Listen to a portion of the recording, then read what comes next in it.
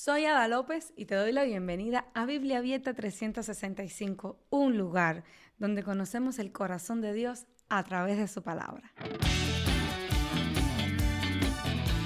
Hoy vamos a leer Números capítulos 16, 17, 18 y 19. Prepárate porque estos capítulos son intensos. Vamos a ver la rebelión de Coré, Datán y Abiram, el cuestionamiento directo a la autoridad de Dios, a la autoridad que Dios estableció, el juicio que sigue y luego algo impresionante, la vara que florece como señal de que Dios confirma lo que Él mismo ha escogido. Después veremos la responsabilidad de sacerdocio y la ley de la vaca alazana, que tiene una profundidad simbólica enorme. Aquí no estamos hablando solo de historia antigua, estamos hablando de corazón, de orgullo, de liderazgo, de santidad y de cómo Dios protege lo que Él establece. Si este estudio está siendo de bendición para ti, suscríbete al canal, dale like al video y revisa los enlaces en la descripción. Únete a la comunidad en Telegram, accede a los recursos, sígueme en TikTok. Esto lo estoy haciendo día a día contigo y me alegra que caminemos juntos. Siempre ponme en los comentarios qué te está pareciendo y qué es lo que más te ha gustado de la lección de hoy. Vamos a orar para comenzar. Señor, hoy quiero acercarme a tu palabra con humildad. Si hay orgullo en mí, arráncalo. Si hay rebeldía escondida en mi corazón, muéstramela. Si alguna vez he cuestionado lo que tú has establecido, corrígeme con amor. Dame discernimiento para entender estos capítulos. Ayúdame a ver más allá del juicio y comprender tu santidad. Enséñame lo que significa servir bajo tu autoridad. Habla hoy a mi corazón. Estoy aquí para escucharte. En el nombre de Jesús. Amén. Y de frente ya pasamos al capítulo 16 y vamos a comenzar con los primeros 3 versículos. Coré, hijo de Izar, hijo de Coat, hijo de Leví, o sea, era levita. Y Datán y Abiram, hijos de Eliab, y On, hijo de Pelet, de los hijos de Rubén, tomaron gente y se levantaron contra Moisés con 250 varones de los hijos de Israel, príncipes de la congregación, de los consejos, varones de renombre. Y se juntaron contra Moisés y Aarón y les dijeron: basta ya de vosotros, porque toda la congregación, todos ellos son santos, y en medio de ellos está Jehová. ¿Por qué pues os levantáis vosotros sobre la congregación de Jehová? Aquí comienza una de las rebeliones más serias de todo el desierto. Coré, descendiente de Leví, junto con Datán y Abiram, que eran de la tribu de Rubén, y 250 príncipes se levantaron contra Moisés y Aarón. Lo interesante es el argumento que ellos usan: basta ya de vosotros, toda la congregación es santa.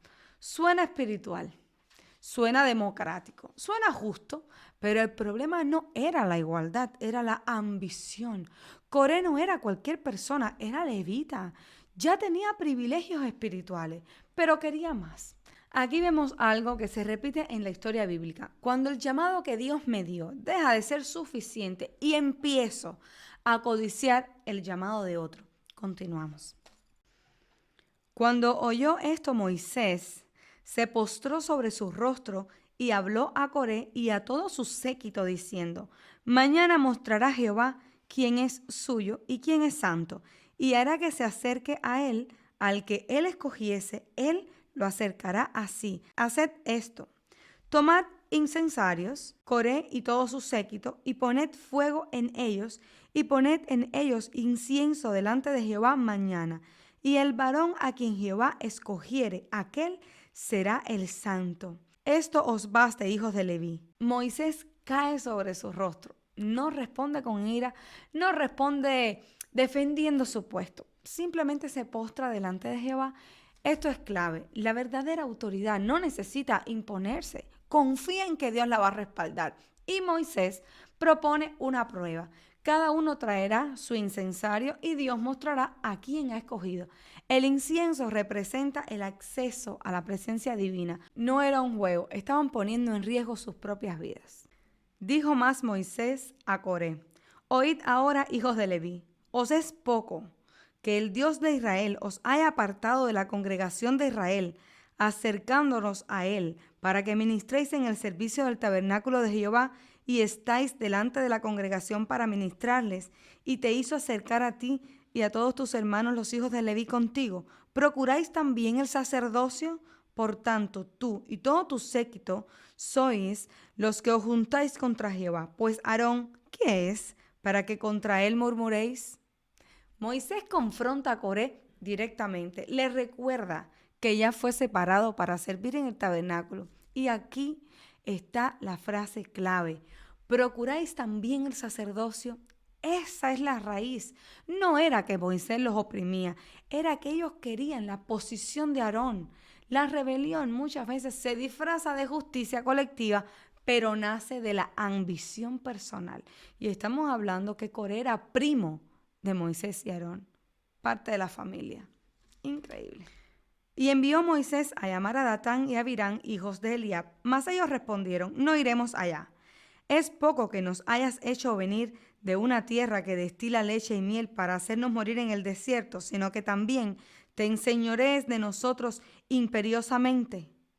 Ni tampoco nos has metido tú en la tierra que fluye leche y miel, ni nos has dado heredades de tierras y viñas. ¿Sacarás los ojos a estos hombres? No subiremos. Entonces Moisés se enojó en gran manera y dijo a Jehová: no mires su ofrenda, ni aun un asno he tomado de ellos, ni a ninguno de ellos he hecho mal. Datán y Abirán ni siquiera aceptan dialogar. Acusan a Moisés de haberlo sacado de una tierra que fluye leche y miel, refiriéndose a Egipto. Esto es una distorsión tremenda. Llamar bendición a la esclavitud revela un corazón totalmente confundido. Moisés se indigna, pero no toma venganza. Le deja el caso a Dios.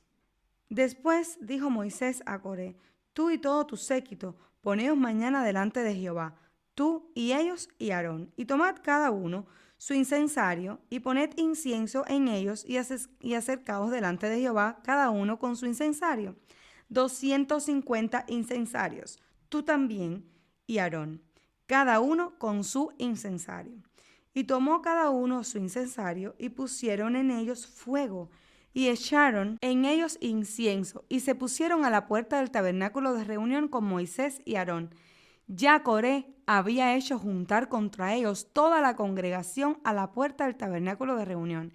Entonces la gloria de Jehová apareció a toda la congregación, y Jehová habló a Moisés y a Aarón diciendo: apartaos de entre la congregación, y los consumiré en un momento. Y ellos se postraron sobre sus rostros y dijeron: Dios, Dios de los espíritus de toda carne, ¿no es un solo hombre el que pecó? ¿Por qué airarte contra toda la congregación? Entonces Jehová habló a Moisés diciendo: habla a la congregación y diles: apartaos de en derredor de la tienda de Coré, Datán y Abirán. Dios advierte que se aparten de la congregación de Coré. Aquí veremos algo serio. La rebelión contamina. La cercanía al pecado puede arrastrar a inocentes. Moisés y Aarón interceden por el pueblo otra vez. Siempre los vemos intercediendo.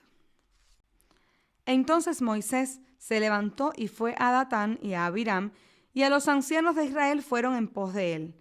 Y él habló a la congregación diciendo: apartaos ahora de las tiendas de estos hombres impíos y no toquéis ninguna cosa suya, para que no perezcáis en todos sus pecados. Y se apartaron de la tienda de Coré, de Datán y de Abirán en derredor. Y Datán y Abirán salieron y se pusieron a la puerta de sus tiendas con sus mujeres, sus hijos y sus pequeñuelos. Y Moisés dijo: en esto conoceréis que Jehová me ha enviado para que hiciese todas estas cosas, y que no las hice por mi propia voluntad. Si como mueren todos los hombres, murieren esto, o si ellos, al ser visitados, siguen la suerte de todos los hombres, Jehová no me envió. Mas si Jehová hiciere algo nuevo, y la tierra abriere su boca y los tragare con todas sus cosas, y descendieren vivos al Seol, entonces conoceréis que estos hombres irritaron a Jehová. Y aconteció que cuando cesó él de hablar todas estas cosas, se abrió la tierra que estaba debajo de ellos, abrió la tierra su boca y los tragó a ellos, a sus casas, a los hombres de Coré y a todos sus bienes. Y ellos con todo lo que tenían descendieron vivos al Seol, y los cubrió la tierra y perecieron en medio de la congregación. La tierra se abre y traga a Coré, Datán y Abirán con sus familias. Realmente es un juicio fuerte y muchos se incomodan. Pero debemos entender el contexto. No era una simple opinión diferente, era un intento directo de subvertir la estructura espiritual que Dios mismo había establecido. Si esa rebelión prosperaba, el sacerdocio quedaba destruido y el pueblo entero se desordenaba espiritualmente. Y todo Israel, los que estaban en derredor de ellos, huyeron al grito de ellos porque decían, no nos trague también la tierra. También salió fuego de delante de Jehová y consumió a los 250 hombres que ofrecían incienso. Entonces Jehová habló a Moisés diciendo, di a Eleazar, hijo del sacerdote Aarón, que tome los incensarios de en medio del incendio y derrame más allá el fuego, porque son santificados. Los incensarios de estos que pecaron contra sus almas, y harán de ellos planchas batidas para cubrir el altar, por cuanto ofrecieron con ellos delante de Jehová, son santificados y serán como señal a los hijos de Israel. Y el sacerdote Eleazar tomó los incensarios de bronce con que los quemados habían ofrecido y los batieron para cubrir el altar, en recuerdo para los hijos de Israel de que ningún extraño que no sea de la descendencia de Aarón se acerque para ofrecer incienso delante de Jehová, para que no sea como Coré y como su séquito, según se lo dijo Jehová por medio de Moisés. Los 250 hombres con el incensario mueren consumidos por el fuego. Los incensarios son convertidos en láminas para cubrir el altar recordatorio, ¿verdad? Esto es pedagógico. Dios convierte la tragedia en memoria permanente. Cuando alguien mirara ese altar, recordaría lo que ocurre cuando se invade un llamado que Dios nos dio. Esta escena realmente es impactante, porque estamos hablando de una trayectoria que Dios venía mostrando quién era el líder. Miren todo lo que había ocurrido, todos los milagros que había hecho Dios mediante Moisés, cómo Moisés bajaba del monte Sinaí con la cara resplandeciente después de haber hablado 40 días con Dios. O sea, sabíamos que Moisés era un hombre escogido por el Señor, que estaba respaldado por Dios desde el momento en que salieron de Egipto. ¿Qué es lo que sucede acá? Vemos cómo el enemigo entra en la familia, entra en el pueblo y entra con celo, entra con envidia. Y cómo a veces el don que Dios te da no es suficiente y quieres tener más. Señores, tenemos que conformarnos y ser agradecidos con el lugar que Dios nos dio en la humanidad, en la tierra, nuestro llamado personal. Coré era primo de Moisés y Aarón, era levita, tenía un lugar dentro del servicio al Señor. Había manera de cuestionar tal vez la voluntad de Dios o de preguntarle a Moisés, ¿por qué ustedes son los elegidos? ¿Por qué ustedes que son hermanos? ¿Qué está pasando? ¿Cuál es la manera de Dios? Pero ni siquiera lo hizo personal, que también incluso hubiese sido algo cuestionable. Pero ustedes saben lo que es formar un ejército de 250 príncipes y de poner todo un pueblo en contra de los líderes. Estamos hablando aquí en términos políticos actuales, que esto vendría siendo como un golpe de Estado. Y es algo terrible porque nosotros decimos, bueno, es contra Moisés y Aarón, pero no. Realmente lo que estaba pasando acá es que ellos estaban rebelando contra las decisiones de Dios. Y eso también tiene que hablarnos a nosotros hoy. Nosotros tenemos que ser más humildes y decirle, Señor, esto es tu decisión. Tenemos que hablar con Dios y decir, me siento un poco incómodo con lo que está pasando. Yo tenía otros pensamientos para mi vida. Yo quería otra historia para mí. Pero me has dejado acá, me siento frustrado, me siento estancado. Esta es tu decisión para mi vida, este es tu plan para mí. Seamos humildes y vayamos a Dios con humildad y con reverencia. Porque puede ser que estemos cuestionando directamente al Señor. El día siguiente, toda la congregación de los hijos de Israel murmuró contra Moisés y Aarón, diciendo, vosotros habéis dado muerte al pueblo de Jehová.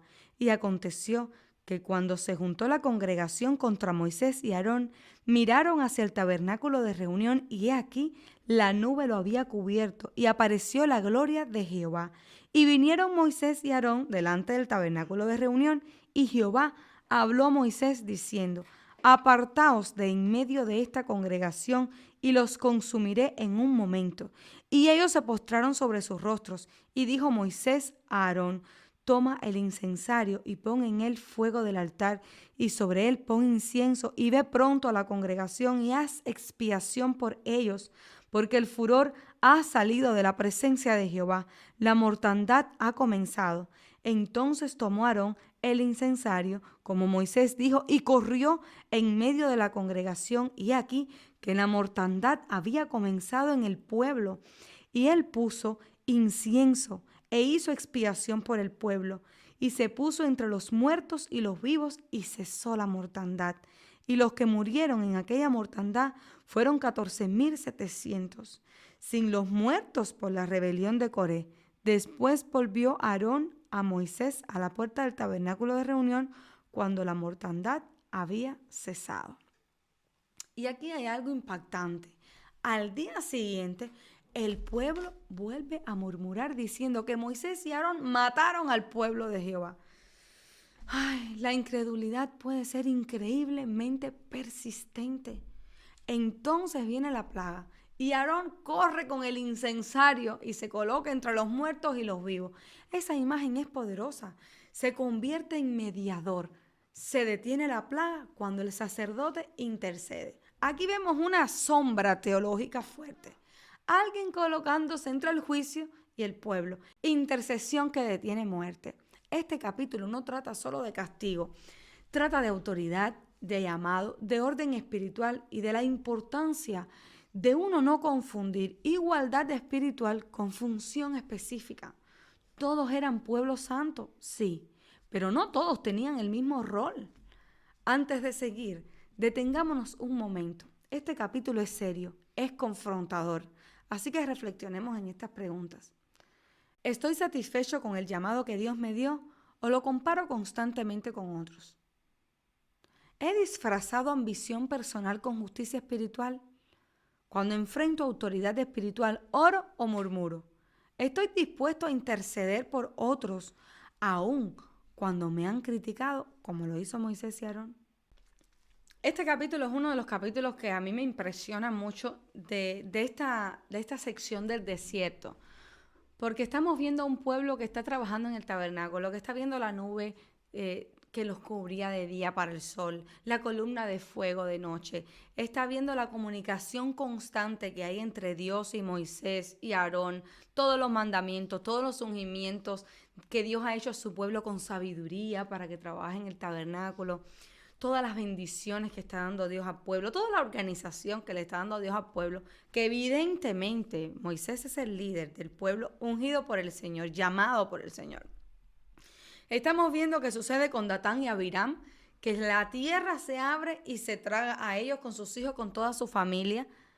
Eso no pudo haber sido Moisés. Moisés no era un hechicero. Eso vino de parte del Señor. Pero no solo eso, sino que los que estaban con el incienso frente al tabernáculo, descendió fuego y los consumió vivos. Tenemos por un lado la que se traga la tierra a estos dos rubenitas y tenemos por el otro lado a 250 príncipes que fueron quemados. Ese fuego no fue que Moisés les prendió fuego, fue fuego que vino del cielo. Era una justicia que Dios había hecho al pueblo. Y está sucediendo que al otro día, después del pueblo ver lo que realmente Dios hizo, por una rebeldía al punto tal de que el dictamen de Jehová fue la muerte, el pueblo vuelve a murmurar. Esto a mí me hace pensar en muchas cosas de hoy. Y yo siempre le digo al Señor, Padre, lo que yo estoy leyendo aquí, ¿cómo yo lo puedo ver en mi vida hoy? ¿Qué tú me puedes enseñar a mí de esta lectura? Yo he murmurado. Y hoy mismo ahora leyendo esto me llamo a capítulo y digo, yo hubiese sido una de las murmuradoras del pueblo. ¿Cuál hubiese sido mi posición en este momento? Yo me hubiese ligado con Coré, Datán y Abiram y hubiese murmurado contra Moisés y Aarón. ¿Me hubiese molestado que Moisés y Aarón fueran los líderes? ¿O yo fuera de la parte del pueblo conectada con Dios, que entendía con ojos de visión, con esa visión futurista, con esa conexión espiritual de que esto era plan de Dios? Nosotros puede ser que actuemos de la misma manera que han actuado ellos.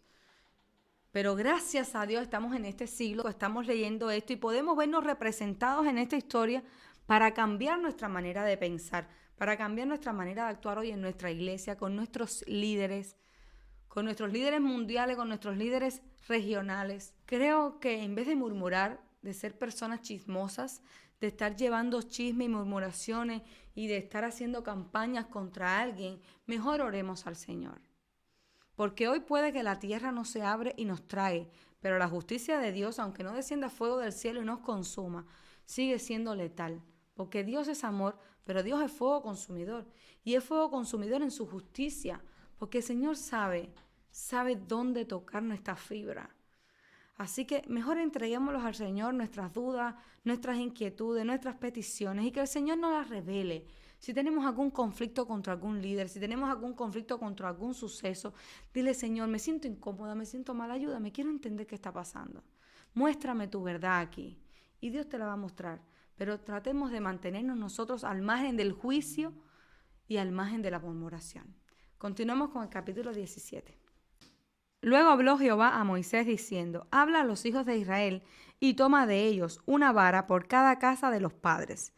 De todos los príncipes de ellos 12 varas, conforme a la casa de sus padres, y escribirás el nombre de cada uno sobre su vara, y escribirás el nombre de Aarón sobre la vara de Leví, porque cada jefe de las familias de sus padres tendrá una vara, y las pondrás en el tabernáculo de reunión delante del testimonio, donde yo me manifestaré a vosotros, y florecerá la vara del varón que yo escoja, y haré cesar de delante de mí las quejas de los hijos de Israel con que murmuran contra vosotros.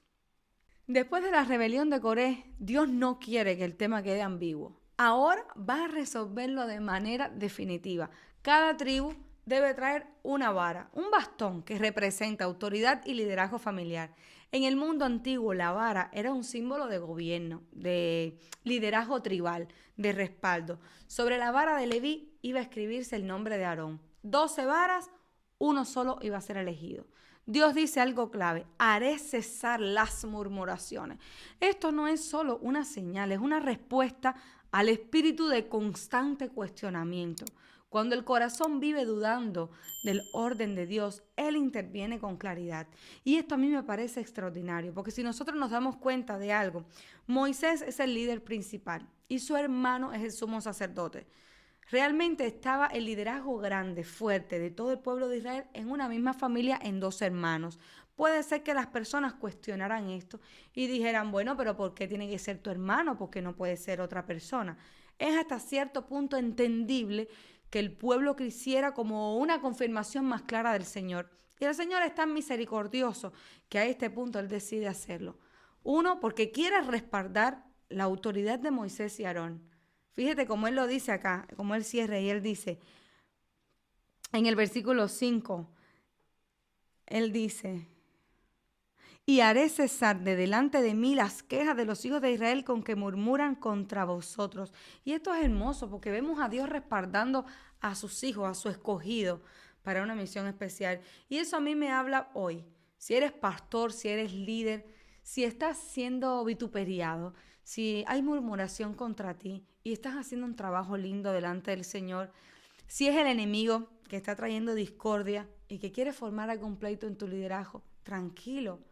Dios va a abogar por ti, como mismo lo hizo con Moisés y Aarón. Y eso es algo tan lindo, tan reconfortante, que eso a los líderes nos puede dar un respiro y decir: Dios conoce mi trabajo, Dios me va a ayudar, Dios me va a respaldar. Y Moisés habló a los hijos de Israel, y todos los príncipes de ellos le dieron varas. Cada príncipe por la casa de sus padres una vara, en total 12 varas, y la vara de Aarón estaba entre las varas de ellos. Y Moisés puso las varas delante de Jehová en el tabernáculo del testimonio. Y aconteció que al día siguiente vino Moisés al tabernáculo del testimonio, y he aquí que la vara de Aarón de la casa de Leví había reverdecido y echado flores y arrojado renuevos y producido almendras. Al día siguiente, la vara de Aarón no solo reverdeció, sino que floreció, y no solo que floreció, sino que produjo almendras. Esto es impresionante. No es simplemente una señal mínima, es una vida completa en una noche en un palo seco. Una vara de madera seca, símbolo de algo sin vida. Sin embargo, en la presencia de Dios, lo seco floreció y echó fruto. La almendra en hebreo está relacionada con la palabra vigilar o estar atento. En Jeremías 1, versículos del 11 al 12, aparece la misma raíz. Es como si Dios estuviera diciendo, yo estoy vigilando mi palabra y mi elección. Aquí hay una verdad espiritual profunda. Cuando Dios elige, Él mismo da vida que confirma esa elección. No necesita propaganda humana. Dios mismo lo respalda. Entonces sacó Moisés todas las varas de delante de Jehová a todos los hijos de Israel, y ellos lo vieron y tomaron cada uno su vara. Y Jehová dijo a Moisés, vuelve la vara de Aarón delante del testimonio, para que se quede por señal a los hijos rebeldes, y hará cesar sus quejas delante de mí, para que no mueran. E hizo Moisés como le mandó Jehová, así lo hizo. Moisés muestra las varas delante del pueblo. Cada uno recoge la suya, no hay manipulación, no hay discusión. La evidencia es pública y la vara de Aarón es guardada delante del arca como señal perpetua. Es interesante que más adelante en Hebreos 9:4 menciona la vara de Aarón dentro del arca. Era un recordatorio constante de que el sacerdocio no fue autodesignado, sino que fue establecido por Dios. Y esto es lindo porque dentro de la arca del testimonio hay tres cosas. Una, la ley de Moisés, la ley de Dios, demostrando que no fue Moisés quien la escribió, sino que es Dios. Esas tablas de piedra están dentro del arca. Tenemos el maná que Dios mismo envió del cielo y tenemos la vara de Aarón que reverdeció, floreció y dio fruto. Esos tres símbolos que están dentro del arca es para recordatorio del pueblo de lo que Dios hizo por ellos, de cómo Dios les proveyó orden, de cómo Dios les proveyó alimento y de cómo Dios respaldó su liderazgo. Esto está más que impresionante, está hermoso, es gracia y es misericordia de Dios delante de todo un pueblo que murmura, que ganas le daba al Señor de exterminarlos y aún así Dios volvió a tener amor, volvió a tener paciencia y volvió a tener misericordia. Continuamos para concluir el capítulo 17. Entonces los hijos de Israel hablaron a Moisés diciendo, he aquí nosotros somos muertos, perdidos somos, todos nosotros somos perdidos. Cualquiera que se acercare, el que viniera al tabernáculo de Jehová, morirá. ¿Acabaremos por perecer todos? El pueblo responde con temor, he aquí nosotros somos muertos, cualquiera que se acercara al tabernáculo morirá. Después de tanto juicio, ahora tienen miedo extremo. Esto muestra cómo el corazón humano oscila entre rebeldía y pánico. Pero el propósito de Dios no era destruirlos, sino enseñarles reverencia. La santidad no es terror irracional. Es conciencia del Dios que habita en medio del campamento. Tengamos que tener algo en cuenta. Dios habitaba en medio del campamento. La presencia santa de Dios estaba en medio de ellos. Ellos tenían que ser un pueblo santo, porque un Dios santo convivía en medio de ellos. Nosotros vemos esto como que Dios vivía en el tabernáculo, Dios vivía en medio de ese campamento. ¿Y quién vive hoy en medio de nosotros? Dios mío, esto está súper revelador. Nunca lo había visto así. ¿Quién habita hoy en ti? ¿Quién habita dentro de ti? El Espíritu Santo. ¿Quién es el Espíritu Santo? La tercera persona de la deidad. Es Dios mismo que sigue habitando hoy en medio de nosotros. Siempre lo hemos sabido, siempre lo hemos sabido. Pero al leer ahora esto, es aún más grande la revelación. Y la misericordia de Dios hoy aún es más grande porque es para que estuviéramos todos consumidos, a no ser por la justicia y la sangre de Cristo. Creo que por eso hoy no estamos muertos, porque Dios habita aún en medio de su pueblo. Esto no es cosa del pasado, esto es cosa del presente. Este capítulo nos enseña algo muy fuerte. El verdadero llamado florece bajo la presencia de Dios. No necesita competencia, no necesita imponerse. La vida que Dios da es la confirmación más clara. Antes de continuar, quiero que pienses en lo que acabamos de leer y reflexionemos en estas preguntas. ¿Estoy buscando validación humana o confío en que Dios confirme lo que Él ha puesto en mí? ¿He permitido que la comparación me robe paz frente a mi llamado? ¿Estoy viviendo con reverencia sana ante la santidad de Dios? ¿Puede mi vida florecer espiritualmente porque está cerca de su presencia? Jehová dijo a Aarón: tú y tus hijos y la casa de tu padre contigo llevaréis el pecado del santuario, y tú y tus hijos contigo llevaréis el pecado de vuestro sacerdocio, y a tus hermanos también, la tribu de Leví, la tribu de tu padre, haz que se acerquen a ti y se junten contigo y te servirán, y tú y tus hijos contigo seis verer delante del tabernáculo del testimonio, y guardarán lo que tú ordenes y el cargo de todo el tabernáculo, mas no se acercarán a los utensilios santos ni al altar, para que no mueran ellos y vosotros. Se juntarán pues contigo y tendrán el cargo del tabernáculo de reunión en todos los servicios del tabernáculo. Ningún extraño se ha de acercar a vosotros, y tendréis el cuidado del santuario y el cuidado del altar, para que no venga más ira sobre los hijos de Israel, porque he aquí, yo he tomado de vuestros hermanos, los levitas, de entre los hijos de Israel, dados a vosotros en don de Jehová, para que sirvan en el ministerio del tabernáculo de reunión. Mas tú y tus hijos contigo guardaréis vuestro sacerdocio en todo lo relacionado con el altar y del velo adentro, y ministraréis. Yo os he dado en don el servicio de vuestro sacerdocio, y el extraño que se acercare morirá. Después de la rebelión de Coré y la confirmación del sacerdocio en el capítulo anterior, Dios ahora aclara responsabilidades. No basta con que Aarón haya sido escogido. Hay que definir qué implica ese llamado. Dios le dice que él y sus hijos llevarán la responsabilidad por cualquier falta relacionada con el santuario. Y esto es serio. El privilegio espiritual siempre viene acompañado de responsabilidad espiritual. Y aquí hay algo muy importante. Los levitas fueron dados como don a Aarón. La palabra es fuerte. No eran competencia, no eran reemplazo, eran ayuda asignada por Dios. En el reino, el que ayuda no es menor, es parte del orden divino.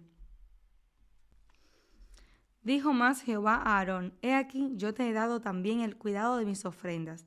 Todas las cosas consagradas de los hijos de Israel te he dado por razón de la unción, a tus hijos por estatuto perpetuo. Esto será tuyo de las ofrendas de las cosas santas reservadas del fuego. Toda ofrenda de ellos, todo presente suyo, y toda expiación por el pecado de ellos, y toda expiación por la culpa de ellos, que me han de presentar, será cosa muy santa para ti y para tus hijos. En el santuario la comerás, todo varón comerá de ella, cosa santa será para ti. Esto también será tuyo, la ofrenda elevada de sus dones y todas las ofrendas mecidas de los hijos de Israel, he dado a ti y a tus hijos y a tus hijas contigo por estatuto perpetuo. Todo limpio en tu casa comerá de ellas, de aceite, de mosto y de trigo, todo lo más escogido. Las primicias de ellos que presentarán a Jehová, para ti las he dado. Las primicias de todas las cosas de la tierra de ellos, las cuales traerán a Jehová, serán tuyas. Todo limpio en tu casa comerá de ellas. Todo lo consagrado por voto de Israel será tuyo. Todo lo que abre matriz, de toda carne que ofrecerán a Jehová, así de hombre como de animales, será tuyo. Pero harás que se redime el primogénito del hombre. También harás redimir el primogénito de animal inmundo. De un mes harás efectuar el rescate de ellos conforme a tu estimación, por el precio de 5 siclos, conforme al ciclo del santuario, que es de 20 geras. Mas el primogénito de vaca, el primogénito de oveja y el primogénito de cabra no redimirás, santificados son. La sangre de ellos rociarás sobre el altar y quemarás la grosura de ellos y ofrenda encendida en olor grato a Jehová. Y la carne de ellos será tuya, como el pecho de la ofrenda mecida y como la espaldilla derecha será tuya. Todas las ofrendas elevadas de las cosas santas que los hijos de Israel ofrecieren a Jehová, las he dado para ti y para tus hijos y para tus hijas contigo por estatuto perpetuo. Pacto de sal significa perpetuo. Pacto de sal perpetuo es delante de Jehová para ti y para tu descendencia contigo. Y Jehová dijo a Aarón: de la tierra de ellos no tendrás heredad, ni entre ellos tendrás parte. Yo soy tu parte y tu heredad en medio de los hijos de Israel. Dios detalla las porciones que corresponden a los sacerdotes. Ellos no recibirán heredad territorial en la tierra prometida. Y aquí la frase que lo cambia todo: yo soy tu parte, tu heredad. Eso es profundamente teológico. Mientras las otras tribus recibían tierras, los sacerdotes no recibirán tierras, recibirán algo mayor, la presencia y provisión directa de Dios. En la cultura antigua, la herencia era seguridad económica y estabilidad futura. Que Dios diga, yo soy tu heredad, es radical. Es decir, tu seguridad no será la tierra, será tu relación conmigo. Esto también explica por qué el pueblo debía traer diezmos y ofrendas. No era enriquecimiento clerical, era el sistema que sostenía a quienes dedicaban su vida al servicio espiritual del pueblo. Imaginemos por un momento, estas personas se dedicaban 24/7 a esta labor. No podían tener ganado, no tenían tierras de su propiedad, no podían negociar, comerciar, tener empresas, tener negocios, no. Era 24/7 dedicado a esto. ¿Cómo se iban a mantener esta familia, los niños que nacen, las esposas, las hijas, los hijos, sus ropas, sus necesidades, su comida? Era Dios. ¿Y cómo Dios proveyó a sus hijos? Pues mediante la parte que separó de las ofrendas y mediante la parte que separó de los diezmos. Es hermoso porque vemos cómo Dios respalda el liderazgo y dice, ustedes se van a dedicar 100% a esto. Y estamos hablando de una tribu entera. No estamos hablando solo de una familia, sino estamos hablando de toda la tribu de levitas. Ningún levita iba a tener nada. Iban a dedicarse al trabajo en el santuario y iban a vivir de la provisión de Dios. Eso es hermoso. Y también por eso entendemos hoy por qué los pastores también reciben su salario, pues precisamente de ofrendas y diezmos que los hermanos dan en la iglesia. Ahí está, ese es el salario del pastor. Y es algo maravilloso porque vemos que los pastores trabajan día y noche y su obra no tiene precio. Como digo yo, es un llamado de amor y un llamado de constancia, un llamado de perseverancia y de estar disponible los 7 días, las 24 horas. Continuamos. Y he aquí, yo he dado a los hijos de Leví todos los diezmos en Israel por heredad, por su ministerio, por cuanto ellos sirven en el ministerio del tabernáculo de reunión, y no se acercarán más los hijos de Israel al tabernáculo de reunión para que no lleven pecado por el cual mueran. Mas los levitas harán el servicio del tabernáculo de reunión, y ellos llevarán su iniquidad, estatuto perpetuo para vuestros descendientes, y no poseerán heredad entre los hijos de Israel. Porque a los levitas he dado por heredad los diezmos de los hijos de Israel, que ofrecerán a Jehová en ofrenda. Por lo cual les he dicho, entre los hijos de Israel no poseerán heredad. Aquí se establece el diezmo para los levitas. Es interesante que el diezmo no aparece como invención tardía. Ya existía antes. Con Abraham lo vimos en Génesis 14. Aquí se institucionaliza para el mantenimiento del servicio del tabernáculo. Dios está organizando una nación donde el culto no sea improvisado ni dependiente de caprichos humanos. Dios respalda a sus trabajadores. Dios respalda a los que están a su servicio. Tengamos en cuenta que era toda una tribu, eran multitudes de personas, eran más de 1000. Yo no me acuerdo cuánto era la cifra que habíamos visto en los capítulos pasados, pero eran miles de personas que vivían de los diezmos que el pueblo daba y de las ofrendas, y se mantenía el sacerdocio y los levitas con la generosidad del pueblo. Y habló Jehová a Moisés diciendo, así hablarás a los levitas y les dirás, cuando toméis de los hijos de Israel los diezmos que os he dado de ellos por vuestra heredad, vosotros presentaréis de ellos una ofrenda mecida a Jehová, el diezmo de los diezmos, y se os contará vuestra ofrenda como grano de la era y como producto del lagar. Así ofreceréis también vosotros ofrenda a Jehová de todos vuestros diezmos que recibáis de los hijos de Israel, y daréis de ellos la ofrenda de Jehová al sacerdote Aarón. De todos vuestros dones ofreceréis toda ofrenda a Jehová, y de todo lo mejor de ellos ofreceréis la porción que ha de ser consagrada. Y le dirás, cuando ofrecieres lo mejor de ellos, será contado a los levitas como producto de la era y como producto del lagar, y lo comeréis en cualquier lugar, vosotros y vuestras familias, pues es vuestra remuneración por vuestro ministerio en el tabernáculo de reunión, y no llevaréis pecado por ello, cuando hubieres ofrecido la mejor parte de él, y no contaminaréis las cosas santas de los hijos de Israel, y no moriréis. Pero hay un detalle que a veces se pasa por alto. Los levitas también deben diezmar del diezmo. Esto es hermoso. Nadie está exento de honrar a Dios. Incluso quienes viven del servicio espiritual deben reconocer que todo proviene de Dios. Y el texto enfatiza algo muy fuerte. Deben ofrecer lo mejor de ello. No lo sobrante, no lo mínimo, lo mejor. Esto revela el corazón de Dios respecto a la adoración. No se trata de cumplir por obligación, se trata de reconocer que lo primero y lo mejor pertenece a Él. Así que, ¿cómo lo vemos hoy? Los pastores cobran del diezmo y ellos también diezman. Y esto también me habla a mí de otra cosa interesante que veo que está pasando en muchas iglesias. Y es que los diezmos son usados, en este caso del Antiguo Testamento, para todo el que trabajaba en el mantenimiento del santuario, del tabernáculo en este caso. Tenemos a los levitas que trabajaban de la manera constante y también tenemos al pastor. Es verdad que el pastor que el sumo sacerdote y los levitas se dedicaban 24/7 a la obra del santuario. Ellos no hacían otra cosa, ellos vivían de lo que Dios les daba. Hoy en día, en nuestra actualidad, siglo XXI, también tenemos un tabernáculo, tenemos nuestras iglesias, tenemos nuestro sumo sacerdote, que viene siendo nuestro pastor, salvando las diferencias. Estamos más o menos haciendo un paralelismo. No tenemos levitas, como en esta época, que eran hombres dedicados al trabajo en la iglesia. O sea, no hacían nada extra, no tenían negocio, no tenían empresa. Hoy tenemos ujieres, diáconos, diaconisas, personas que sirven, tenemos cantantes, tenemos coro. La mayoría de estas personas trabajan de manera voluntaria. Son ancianos de iglesia, son diáconos de iglesia, son músicos de la iglesia. De manera voluntaria lo hacen, tienen sus trabajos seculares.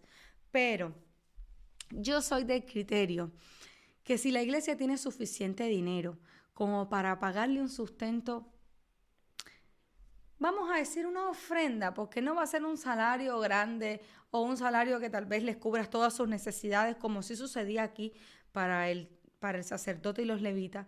Pero si la iglesia como iglesia pudiera darle una remuneración, aunque sea simbólica, aunque sea algo significativo, ¿no?, a los músicos, a los levitas que se encarguen de la adoración, sería espectacular, porque estamos viendo que en muchas iglesias está fallando esta parte de la adoración. Hay muchas iglesias que no tienen adoradores, que no tienen un grupo de alabanza que haga worship, que haga culto, que se dedique a esto, porque tienen que trabajar para el mundo, tienen que trabajar en otras cosas, porque no les alcanza su dinero suficiente. Creo que la iglesia pudiera ser un poco más generosa y tener personas que trabajen en la iglesia a las que se le pueda también pagar al menos, como son 4 o 5 días en el mes, donde ellos tienen el trabajo fijo en la iglesia, o los sábados o los domingos, que también se tuviera en cuenta, de cierto modo, a las otras personas que también trabajan y que ministran en la iglesia. Por supuesto, los pastores 24/7, este es tu trabajo, pero yo estoy hablando de un grupo de adoración, estoy hablando de cantantes, estoy hablando de un grupo, de un pianista, de gente que pudiéramos tener también dándole cierta ayuda en la iglesia. Pero eso ya depende de las condiciones de cada iglesia, de la generosidad del pueblo y de lo que la institución tenga como norma. Es solo una sugerencia, porque me doy cuenta, estando en este medio, que sería mucho mejor para la iglesia si tuviera un poquito más de generosidad en este asunto. Pero bueno, ya eso es otro punto aparte, es mi opinión personal, no tiene nada que ver con la lectura de hoy. Así que continuamos. Este capítulo que acabamos de leer, el capítulo 18, puede parecer administrativo, pero en realidad trata sobre orden, trata sobre responsabilidad y provisión divina. Dios no solo establece autoridad, sino que establece estructura para que esa autoridad funcione con justicia. Antes de continuar el próximo capítulo, quiero que pensemos un momento en estas preguntas.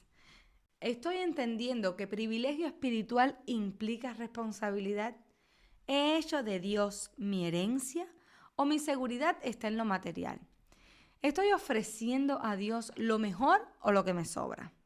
Reconozco que todo lo que tengo, incluso lo que recibo para servir, proviene de Él. Continuamos con Números 19. Jehová habló a Moisés y a Aarón diciendo: esta es la ordenanza de la ley que Jehová ha prescrito diciendo: di a los hijos de Israel que te traigan una vaca alazana, o sea, roja, perfecta, en la cual no haya falta, sobre la cual no se haya puesto yugo, y la daréis a Eleazar el sacerdote, y él sacará fuera del campamento y la hará degollar en su presencia. Y Eleazar el sacerdote tomará de la sangre con su dedo y rociará hacia la parte delantera del tabernáculo de reunión con la sangre de ella 7 veces, y hará quemar la vaca ante sus ojos, su cuero, su carne, su sangre, con todo su estiércol hará quemar. Aquí entramos en uno de los pasajes más misteriosos de toda la ley, la vaca alazana. No es un sacrificio común, no se hace en el altar habitual, no es llevado dentro del tabernáculo como los demás. Debía ser una vaca roja, sin defecto, que nunca hubiera llevado yugo. Esto ya nos dice algo, pureza absoluta y no sometida a carga humana. Y no se sacrificaba dentro del campamento, sino fuera del campamento. Y esto es clave. Se degollaba fuera, se quemaba completamente y su sangre se rociaba hacia el tabernáculo 7 veces. El 7 habla de plenitud y de perfección. Continuemos. Luego tomará el sacerdote madera de cedro e hisopo y escarlata y lo echará en medio del fuego en que arde la vaca. El sacerdote lavará luego sus vestidos, lavará también su cuerpo con agua y después entrará en el campamento y será inmundo el sacerdote hasta la noche. Asimismo, el que la quemó lavará su vestido en agua, también lavará en agua su cuerpo y será inmundo hasta la noche. Y un hombre limpio recogerá las cenizas de la vaca y las pondrá fuera del campamento en lugar limpio y las guardará la congregación de los hijos de Israel para el agua de la purificación. Es una expiación. Y el que recogió las cenizas de la vaca lavará sus vestidos y será inmundo hasta la noche y será estatuto perpetuo para los hijos de Israel y para el extranjero que morare entre ellos. La vaca era quemada con cedro, hisopo y escarlata. Estos elementos ya los vimos antes en rituales de purificación, lo vimos en Levítico 14. El cedro representa firmeza, el hisopo humildad y la escarlata sangre y expiación. Todo esto está lleno de simbolismo. Las cenizas eran recogidas y guardadas para preparar el agua de purificación. Esto es interesante, no era un sacrificio repetido constantemente, las cenizas se conservaban para usos futuros, era un recurso permanente de limpieza ritual. Esta es la ley para cuando alguno muera en la tienda, cualquiera que entre en la tienda y todo el que esté en ella será inmundo 7 días, y toda vasija abierta cuya tapa no esté bien ajustada será inmundo, y cualquiera que tocare algún muerto a espada sobre la faz del campo o algún cadáver o hueso humano o sepulcro, 7 días será inmundo. Ahora entendemos el propósito, purificación por contacto con muerte. En la mentalidad hebrea, la muerte era el nivel máximo de impureza ritual. No porque el cadáver fuera moralmente malo, sino porque representaba la consecuencia del pecado. El que tocaba un muerto quedaba impuro 7 días y debía ser rociado con esa agua al tercer y el séptimo día. El tercer día no es un número casual. El tercer día marca transición, restauración y levantamiento. Y para el inmundo tomarás de las cenizas de la vaca quemada, de la expiación, y echarás sobre ella agua corriente en un recipiente. Y un hombre limpio tomará hisopo y lo mojará en el agua y rociará sobre la tienda, sobre todos los muebles, sobre las personas que allí estuvieren y sobre aquel que hubiere tocado el hueso, o el asesinado, o el muerto, o el sepulcro. Y el limpio rociará sobre el inmundo al tercero y séptimo día, y cuando lo haya purificado el día séptimo, él lavará luego sus vestidos, y asimismo se lavará con agua y será limpio a la noche. Y el que fuere inmundo y no se purificare, la tal persona será cortada de entre la congregación por cuanto contaminó el tabernáculo de Jehová. No fue rociada sobre él el agua de purificación, es inmundo. Les será estatuto perpetuo. También el que rociare el agua de la purificación lavará sus vestidos, y el que tocare el agua de la purificación será inmundo hasta la noche. Y todo lo que el inmundo tocare será inmundo, y la persona que lo tocare será inmunda hasta la noche. El agua de purificación se preparaba mezclando cenizas con agua viva, agua corriente, es decir, agua de un río que fluía. Aquí hay una imagen poderosa: muerte quemada y reducida a ceniza mezclada con agua viva para traer limpieza. Este rito es uno de los más claramente tipológicos del Antiguo Testamento. Hebreos 13, de los versículos del 11 al 12, conecta este sacrificio hecho fuera del campamento con Jesús, que también sufrió fuera de la ciudad. La vaca sin defecto, sin yugo, quemada fuera, apunta a un sacrificio único que trae purificación más allá de lo ritual. Pero en su contexto inmediato, este capítulo tiene una función clara: preservar la santidad del campamento donde Dios habita. Si Dios vive en medio del pueblo, la impureza no puede ignorarse. Este capítulo nos recuerda algo profundo: el pecado trae muerte, pero Dios provee purificación, y esa purificación no nace del esfuerzo humano, sino de lo que Dios mismo establece. Antes de cerrar el día, vamos a reflexionar en estas preguntas. ¿Soy consciente de que la presencia de Dios requiere santidad en mi vida? ¿Estoy buscando purificación en lo que Dios ha provisto o en mis propios medios? ¿Entiendo que el sacrificio que apunta a Cristo fue suficiente y perfecto? ¿Estoy viviendo con gratitud por la limpieza espiritual que hoy tengo en Él? Hoy leímos números 16, 17, 18 y 19. Y no son capítulos ligeros. De hecho, son capítulos que confrontan el orgullo, la ambición, la rebelión, pero también revelan algo hermoso. Dios no abandona su orden, ni su santidad, ni su provisión. Vimos a Coré levantarse contra lo que Dios había establecido. Vimos la tierra abrirse. Vimos la vara seca florecer y echar fruto. Vimos que el verdadero llamado lo confirma Dios, no el hombre.